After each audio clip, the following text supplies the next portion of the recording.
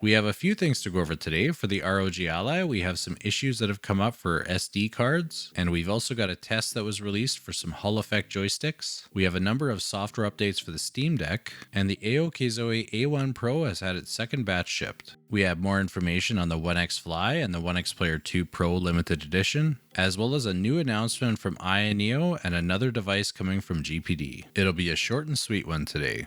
Welcome back everyone to another OKest Weekly Recap where we cover all things handheld PC gaming. All news or no news, we'll cover every brand. And don't forget, if you enjoy this video, do the OKest thing and boop that like button. And if you're enjoying the channel, subscribe below. Alright, let's jump into it. This week for the ROG Ally, I have a few things to cover today. So the first one is actually an issue that's come up relating to SD cards. So if you go to the Discord server, you can see that there's actually an issue that has come up for the SD cards where they put out an announcement recommending that maybe you do not use your SD card until a fix is found. So some people have had their SD card stop working where either the card is fried, sometimes the card will work on other devices but not the ROG Ally, and sometimes it is causing system crashes, and other times it's acting very strange. Now I thought it was maybe due to the heat because on turbo mode the SD card slot gets extremely hot, so that could be the cause, but there's likely some other things at play here due to some of the fixes that have come up. So if we look in the server here, you can see that if you search SD card, like it's been a really big topic this weekend. So a lot of people have been talking about it and experiencing it. If you head over to the Reddits, it's basically the same thing. Tons of posts and people experiencing this issue. So there was one solution that was brought forward by Retro Resolve. So it's actually something that maybe suggests that it could be a software issue. So they suggest going to an Intel website to download, I believe it's some drivers that should apparently fix it for some people. It hasn't necessarily fixed it for everyone, but it's something that if you're having this issue, might be worth checking out. Another bit of news for the Ally is actually from a video I just put out yesterday. So I managed to get a hold of some Hall effect joysticks that I installed and tested in my ROG Ally. So I know a lot of people are interested in these types of joysticks. So if you're curious about how it all went, check out the video. I'll give you a little bit of information here though, is that it does work. You can install them. The inputs are detected. It's not perfect though. So there is an issue with the left side where there's a little bit of interference from the trigger. It's something that can be resolved with some calibration, although there's some other solutions that I'm looking at that I might be testing out on Monday, Tuesday, and hopefully we'll have a part 2 that hopefully can fully address the issue. So the link is going to be in the video description as well as the pinned comment. You can also click in the corner here. I've left a link for the video, but maybe do that after you finish the rest of the video. Well, I've spent enough time patting myself on the back here for my video, so I may as well leave myself a like, and you should too. Well, that's going to wrap it up for the ROG Ally this week. Let's move on to the Steam Deck.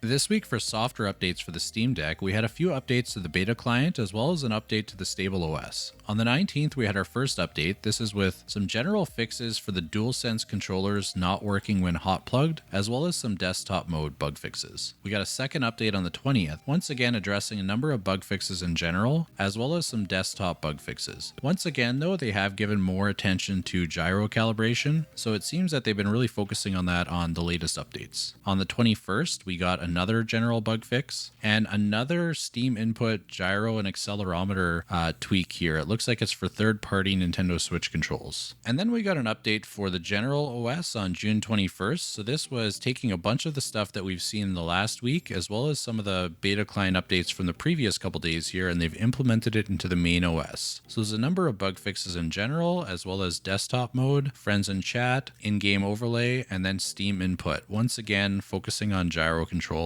and the DualSense controller. They've also done more support for third-party Nintendo Switch controls, something that we saw last week. So that's all I've got for updates. I'll leave a link in the video description so you can check out the full changelog.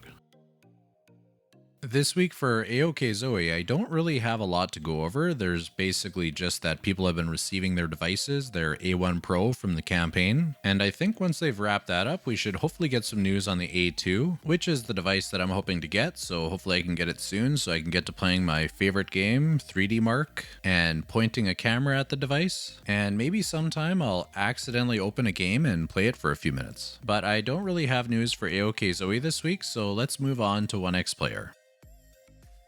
This week for OneXPlayer, I don't really have anything new. I just have a little bit more from last week. Last week we learned a little bit about the OneXfly, and this week I have some photos. These pictures would be of a prototype, but it's nice to see a live version rather than just a render. So it looks like the body is matte and the corners are glossy. And I've also heard a rumor that the text is customizable. The back looks really good. It looks like a nice smooth material, and the grips look like they're a nice size, which goes a long way for ergonomics. So it looks like it's going to be a comfortable device, and with the customizable text could be pretty cool. Moving over to the OneXPlayer 2 Pro, Go Gamery has started their campaign to sell this device overseas, so if you're interested, email jeffsun. I'll leave the email in the video description. I believe they're trying to finish this up by July 5th, so if you are interested, now would be the time to email. And that's all I got for OneXPlayer. Let's move over to AYN.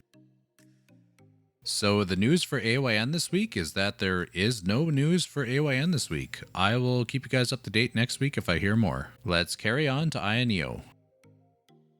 It was a pretty quiet week for AYANEO. We had one announcement come out for a contest that had a bit of a teaser for something that nobody saw coming. Nobody could have predicted this, and I don't think anyone's expecting it, but we got another SKU. Now I know this could be a bit of a shock, so just take a minute if you need, but let's go over this announcement. So the announcement says light and thin, portable and smooth with a high-end chip. AYANEO new product is coming soon. In all seriousness, I actually have no idea which product they're referring to, so if you guys have any ideas, let's talk about it in the comments or in the OKZOE Gamer Discord, and that's all I have for AYANEO. So let's head over to GPD for another new device announcement.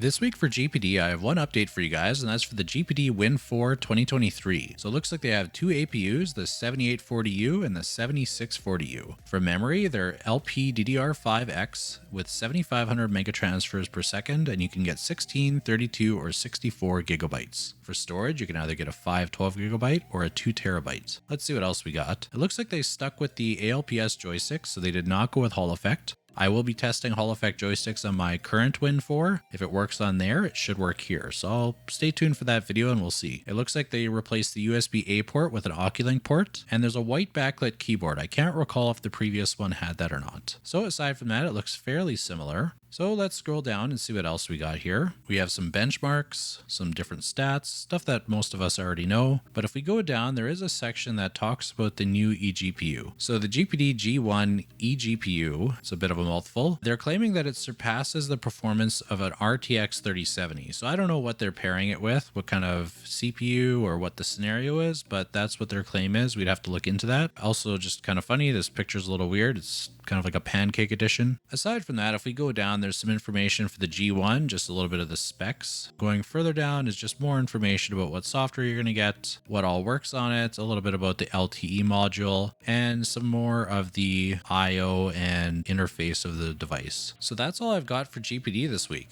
And that brings us to the end of our video. So it was a bit of a shorter one, but I hope you enjoyed it. Thank you for watching.